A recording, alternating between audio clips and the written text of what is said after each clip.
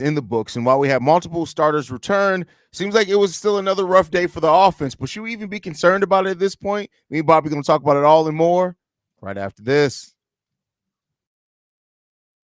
Chicago Bears Central, your number one place for all Chicago Bears news and content. What's going on, Bears fans? Welcome to another episode of Chicago Bears Central, your number one spot for everything Chicago Bears related. Bobby and Haize in the building today. C-Dub's out taking care of grown man business. We're going to hold it down for him. You guys will see him later on because we'll be back tonight for the after show after Hard Knocks, the Hard Knocks hangover. So make sure you guys stay tuned for that one. But Bobby, man, we got a lot of players returning today. On top of Nate Davis, who was a full participant in practice today, we got Montez Sweat, Tyreek Stevenson, Andrew Billings, Kyler Gordon, all back today in practice, full participants in practice. The boys are back in town. I didn't realize that we were missing that many starters on defense. To be honest with you, I guess some of that, the Bears maybe they weren't serious injuries, so they kind of kept it under wraps. But how you feeling about all the returns today on the defensive side? I'm happy about it. I mean, you know what I'm saying? Like, it's come on, bring your ass back. It's time to get this thing rolling. But I got to give credit to the coaching staff and Matt Eberflus and his team. Yeah. During these 2 preseason games, the defense been humming. So we've been good. We've been doing absolutely everything that we've been needing to do. So I'm just happy that, you know what I'm saying, the starters are returning. But I'm also confident in the depth that we have available to us because we've seen the defense put on shows, you know what I'm saying? Go out there in the Hall of Fame game and then, last week's game and put on strong performances. So I'm really excited about it. And it's time to get this thing rolling. It's time to see how we match up and hear brilliant or good things in this joint practice leading up into Saturday's game. So I'm excited. Yeah, definitely excited for it. And I think that you want everybody on the same page as much as possible. And, with us now coming down to the stretch where we got 2 preseason games left, you're going to see a lot of those little things where they were just allowing players to kind of sit on the sideline. They weren't really big injuries. You're going to see everybody back because this is now we're heading into that ramp up period to where you want to make sure this is the last stretch that you have to make sure everybody's up to speed by the time real games come on. So that's a big thing. Eric Washington did come out and also say that there is zero doubt that Montez Sweat will be in the lineup again on week 1 against the Tennessee Titans. So that's good right there that we heard.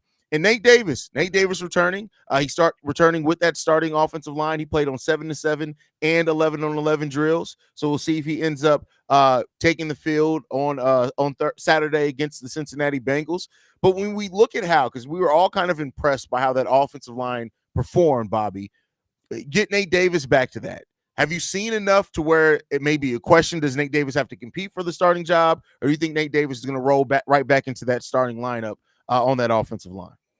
I mean, whatever they do, I'm going to rock with it, but I'm going to say it should be a notice right on a cloud hovering over Nate Davis' head. It might not be raining, but this cloud is gray. You know what I'm saying? And the way I look at it, because though you did return to practice today, it don't mean much to me.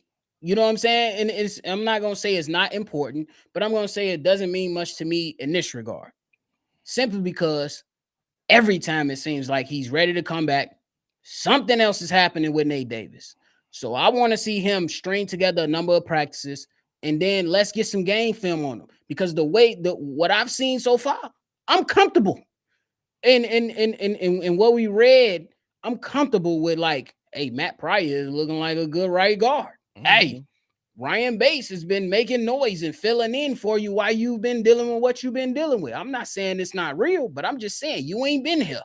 And then Karan is now ramping things up and getting ready to make his return to practice. Yeah. So that's just adding on to the players that could be available to the Chicago Bears. Look, I'm hoping that he can go ahead and get this thing going in the right direction. But as of right now, you got to show me. You got to show me, because me and C-Dub, we gave him grace. You know what I'm saying that his mini camp OTAs, we ain't going to pay too much attention to it, but then we're going to look at it when it comes to training camp. And when he got to training camp, he ain't been available. Are you going to be available moving forward? Is the question that I have for Nate Davis. Until then, we shall see. Yeah, we'll see. I mean, I think that when it comes to it, I made the joke on the daily today that Nate Davis saw how good that offensive line performed and probably looked around and was like, hey, man, these young guys kind of good. Let me get back here on this field real quick. They kind of good. Hey, And he needs to understand the sense of urgency because, listen, yeah, you got the guaranteed money, but let's be clear, more than any other Chicago Bears team and coaching staff, the guaranteed money be damned. I believe that this coaching staff, if they truly believe of Matt Pryor, Ryan Bates, Kieran Amagaje, any of those guys offer a better look than Nate Davis because of his inability or whatever it is, I have no doubts that Nate Davis will lose that starting position. So exactly. he has to come and bring it. I don't wish that he loses the starting position. I hope he comes in at the start of the season and plays exactly like who we hoped he played like when we signed him. But at the fact of the matter is, the more that you don't perform and other guys are performing well and the offensive line is looking good on top of that, it just is what it is, my boy. That's how I'm looking at it, bro. Matt Eberflus, to me, Matt Eberflus didn't send out 2 smoke signals in the media already. Yeah. And I'm pretty sure Matt Eberflus heard every single thing that was said about him heading into that last part of last year's season, feeling that pressure.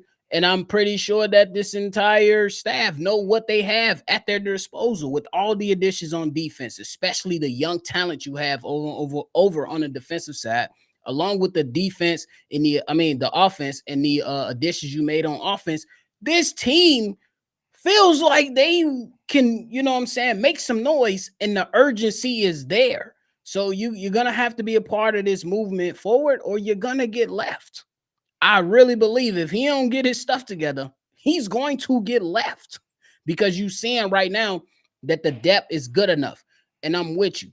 I hope that he can come out there and be the starter that we signed him for. You know what I'm saying? Because why?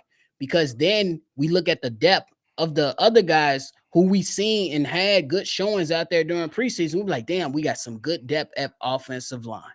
Yeah. Yeah. We'll see. We'll see. Shout out to Hink in the say finally caught a live show. What's good, fellas? What's good, fam? Glad to have you in the building, as well as all the viewers in the building. Now, with that said, let's get into the nitty-gritty of the rest of the team in training camp. So seems like it was a back and forth day for the offense, not necessarily the best. Looks like Caleb Williams was pass deflections from both Terrell Smith and Josh Blackwell's on back-to-back passes, breakups there. And then Tremaine Edmonds picked him off for a pass that was meant for Deontay Pettis. The connection between him and Rome Odunze are things that still are sounding good right now. But how much more do you take the fact that, we keep hearing the offense struggles, but the offense looked pretty solid against the game, looked really fluid. They're coming up against a really good defense, but it just keeps being that the defense keeps kicking the offense's ass pretty consistently. Hey, I got to take Keenan Allen. He stood up to the plate and said, hey, the defense know everything we're going to do. We've been talking about both sides of the ball since, OTAs and minicamp.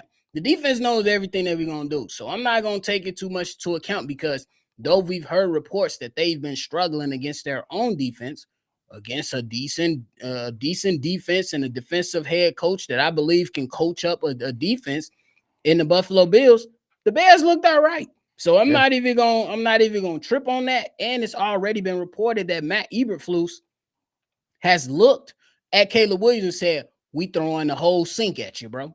We gonna blitz until you can't get enough. And we seen on that big 3rd and 12 pass to DJ Moore, when they didn't send the blitz, he was able to process and throw a strike to convert. So I ain't really tripping over it.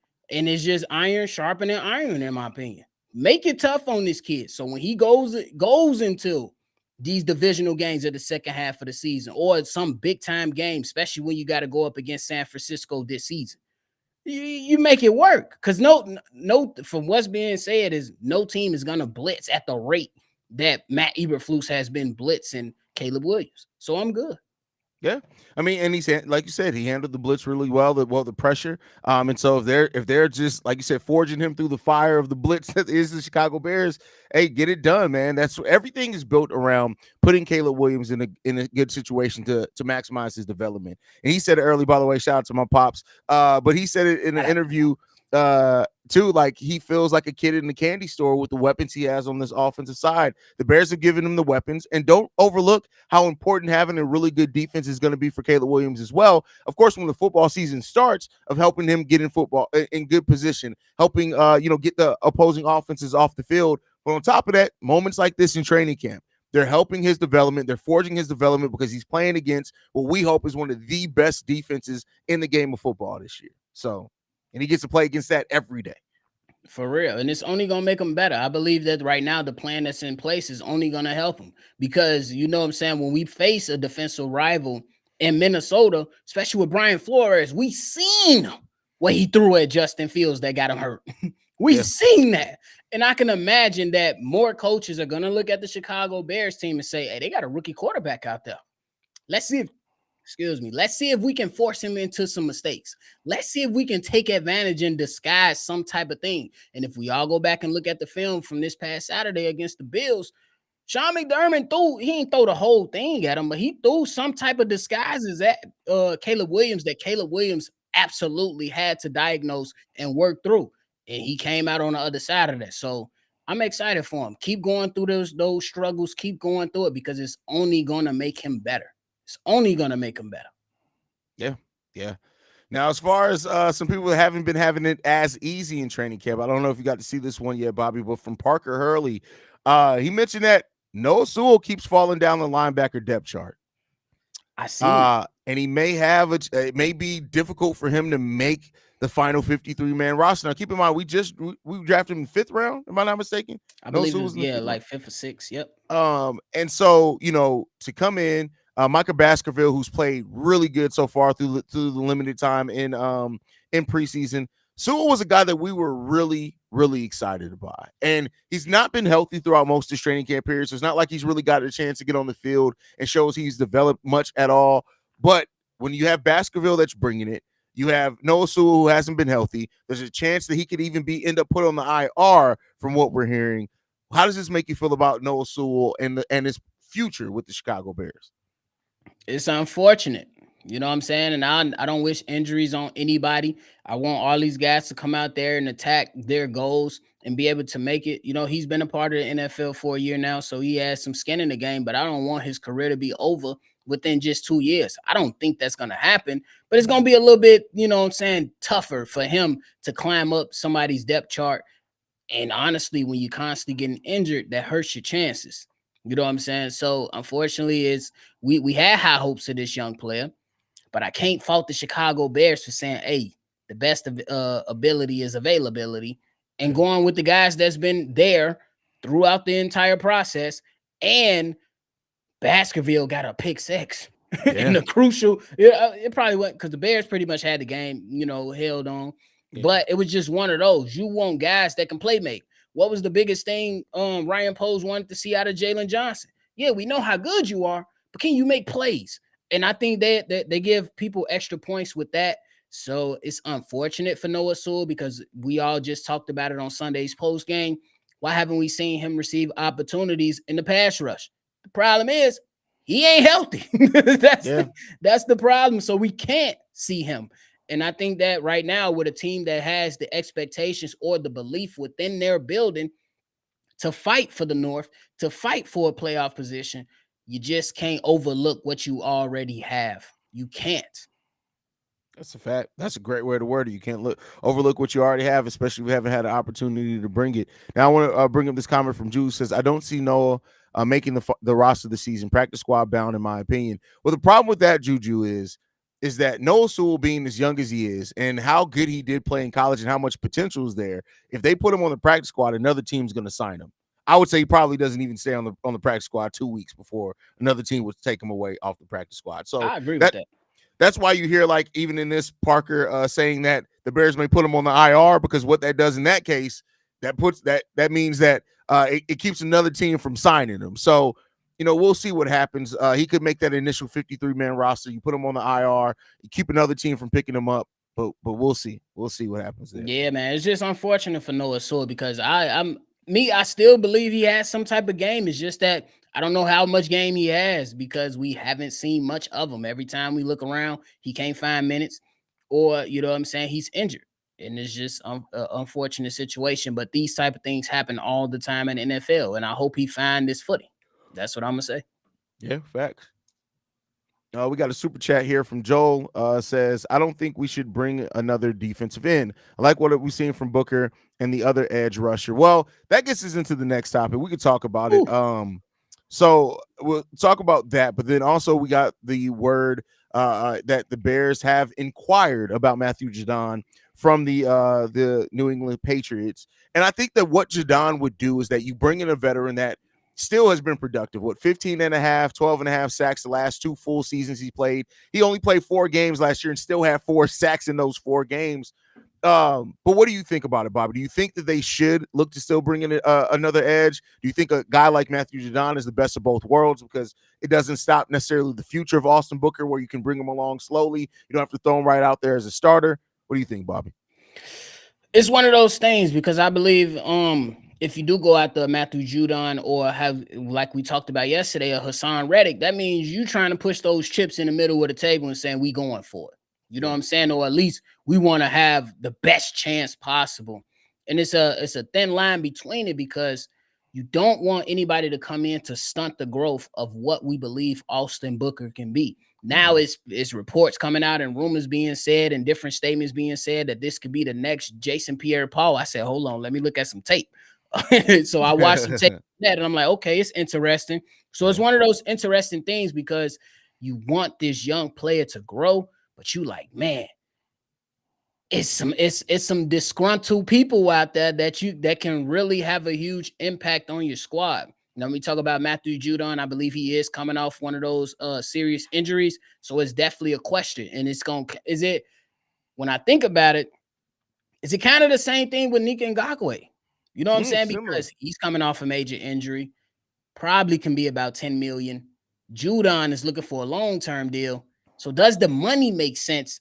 And the value, does it match that money when we talk about how Ryan Poles look at each player that's going to come on the Chicago Bears? I'm leaning on the side that you got to let Booker, do his thing. But then there's a part of me that be like, bro, go for it. Fuck it. You ain't going to have this opportunity in 3 years when you got to pay Caleb Williams and you got to start being, financially responsible with the money. This right here is going to allow you to maneuver a little bit easier. So it's just one of those tricky ones. But if you ask me, I say explore the option. What is Matthew? What is he looking for?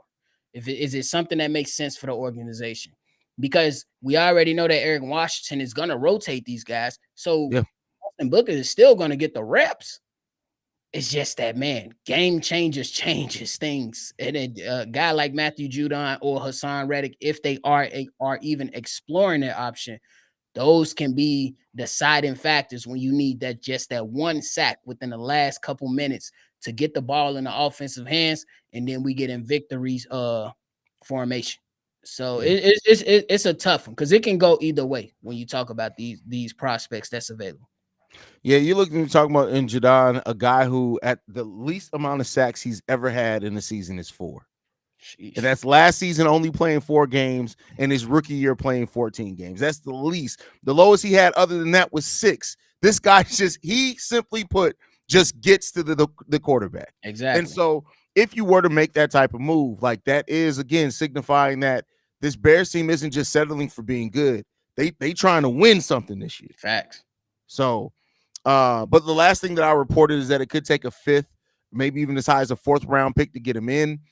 That's where it starts getting into, all right, that's it's not great capital, but that is still, you can get a starter in the 4th or 5th round. So the Bears got to weigh that option and see if it's worth it. Now, we know that Ryan Poles isn't against using a pick to bring in a veteran at a position of need. It really just comes down to how confident his coaching staff does fill in. And I wouldn't even just say Austin Booker. You got to look at Daniel Hardy as well. He's been bringing it also. So. Facts. And he's been, doing this thing in practice as well. And I think what really matters is the film that he put out there on game day. That's when that's when you need your players the most, is on game day. Not everybody, but a lot of players can look good in practice. I can come out, do a 360 dunk, and you'd be like, damn, Bobby, I ain't never see you do that in the game. You short as hell. How you do it? I'd be like, bro, I did it. It sound good, right? But you got to show me. And what's gonna show you when the lights are on, when the film is being filmed, and things like that. So it's that situation right there. It's a tricky one because does Ryan Poles feel like this won't backfire on him? You know what I'm saying? Because you got the Montez Sweat one that worked out, but then you also got the Chase Claypool that ain't work out. You know what I'm saying? I don't believe Judon is that type of person because he comes, he played for Bill Belichick and we know the type of coach that he is. So that can be a different thing for him. It's just one of those situations. I say right now, you might have to be patient with it. You might have to be patient with it just to see where it can go. If you had to put your money on it right now, day one of week one, Chicago Bears, Tennessee Titans. Is there a guy starting at defensive end that isn't on the roster right now, or do you think it's one of the guys that we already have in house in the building?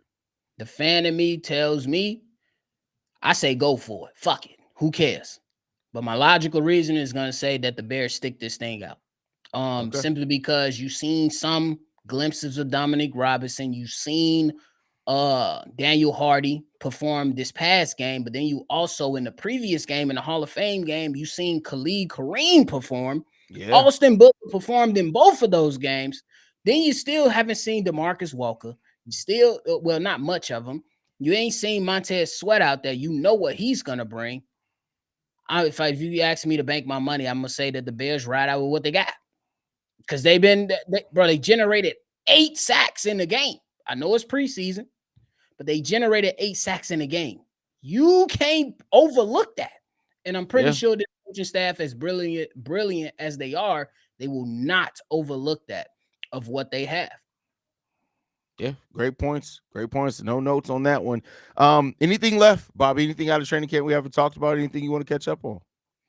Oh, no. Y'all just make sure y'all tune in for tonight's second episode of Hard Knocks with the Chicago Bears, man. We gonna be right there recapping it all, giving y'all the greatest moments, talking about it, chopping it up, laughing. And me personally, for going into this next episode, I'm hoping we get some intensity out of it. Let's see how Matt, like, cause the first episode was like that introduction. You know what I'm saying? Yeah. Make everybody feel good, shake hands, kumbaya, hug the babies, kiss the babies, that type of stuff.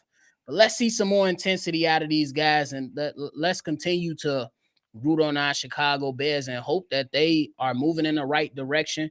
And let's break this curse of the quarterback. Let's break the curse of the quarterback. Why not now? Why not now when they study hyping up Jordan Love, talking about he going to be top 5? I don't know about that. You got to show me. Talking about J.J. McCarthy, I ain't going to wish no bad on you, my brother. Get healthy. Yeah. I was saying he about to come in, and then I even heard the blasphemy. I heard blasphemy today. J.J. McCarthy for Offensive Rookie of the Year? What? Stop hating on Chicago. So I'm expecting Chicago to come out and do Chicago things. Let the doubters be doubters, but let's turn up and let's go win football games, man. I'm excited, bro. That's what Let's it comes down to. Games. Let's win some football games. Let's have an exciting season. You guys will see us again right after Hard Knocks finishes airing. So it's going to be another late night. You already know what that means, man. But you guys stay in tune with us, man. As we like to end everything on, man. Chi-Town up, bear down. Love you.